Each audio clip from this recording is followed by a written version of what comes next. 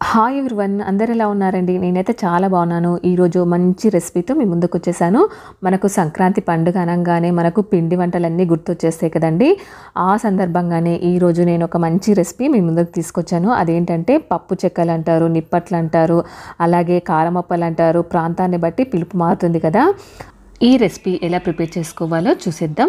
ఎంత ఎమ్మిగా వచ్చాయంటే అంటే చాలా టేస్ట్గా ఉన్నాయండి. మనం ఒకటి తినాలని అనుకున్న చోట 4 తినేస్తాము, అంత టేస్ట్గా వచ్చేసాయి.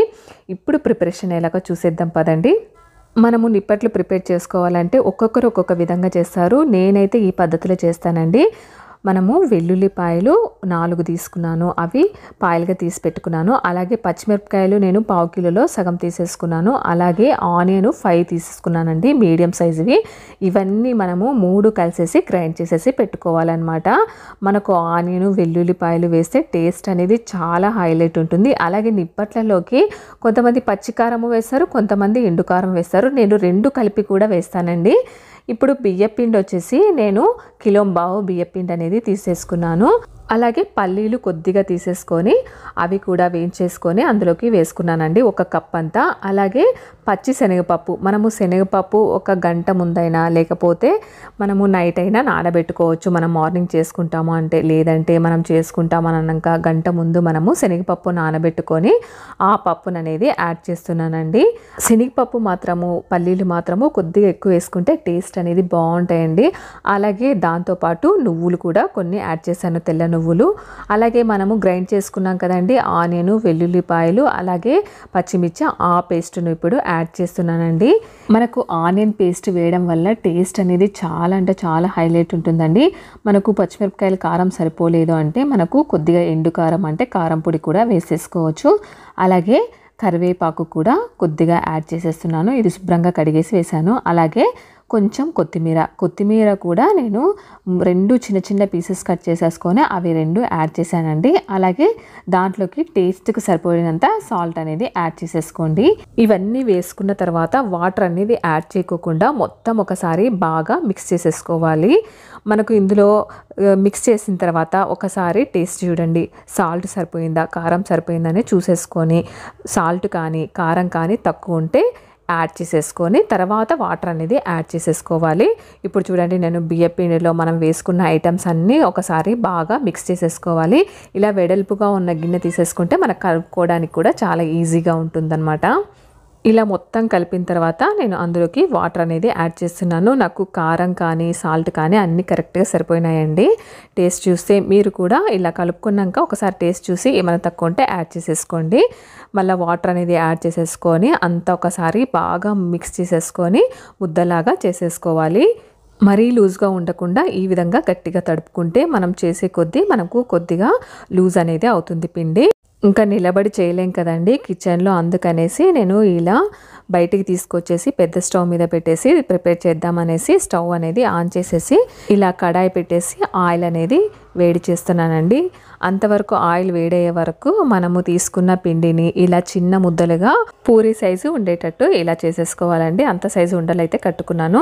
ఈ ఉండలు అయితే మా పాప కడుతుందండి, వీడియో తీయొద్దని చూడండి, వీడియో తీయద్దు మమ్మీ అని అంటుంది. ఇంకా సరే అనేసి ఇంకా మా పాప ప్రిపేర్ చేసింది కదా, ఇంకా ఇలా అప్పాల మిషన్ అయితే తీసేసుకొని ఒక పేపర్ పెల్సెట్ పెట్టేసుకుని దాంట్లో కొద్దిగా ఆయిల్ అనేది స్ప్రెడ్ చేసేసి కవర్కి ఇంకా ఇలా నిప్పట్లోనే ఒత్తుకోవడమే అండి.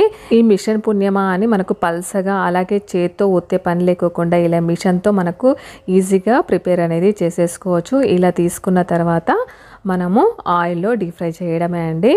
నేనైతే చాలా ఈజీగా అయిపోయిందండి, ఎందుకంటే మనకు బియ్యపిండి కూడా మనము ఆడిచ్చేటప్పుడు కొత్త బియ్యం ఆడిస్తే మనకు నిప్పట్లు అనేది విరిగిపోకుండా ఈజీగా వస్తాయండి. పాత బియ్యం తీసుకుంటే మాత్రము మనము నిప్పట్లు చేసేటప్పుడు విరిగిపోతాయి. అందుకనే కొత్త బియ్యం తీసుకొచ్చేసి అవి గ్రైండ్ చేసిన తర్వాతనే నిప్పట్లు అనేది ప్రిపేర్ చేయండి.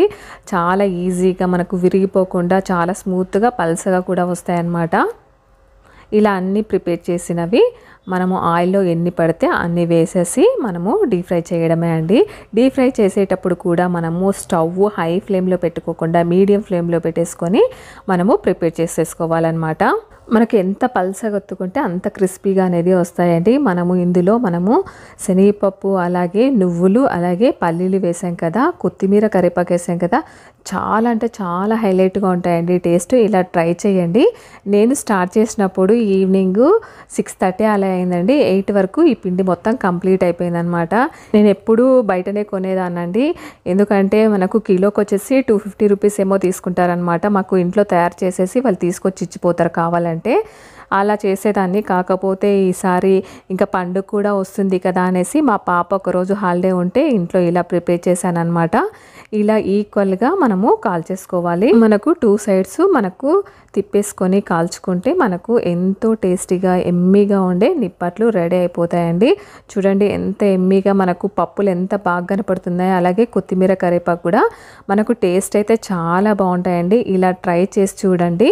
అలాగే ఖచ్చితంగా స్టవ్ అనేది మీడియం ఫ్లేమ్లో పెట్టుకొనే కాల్చుకుంటేనే మనకు చాలా టేస్ట్ అనేది ఉంటాయి.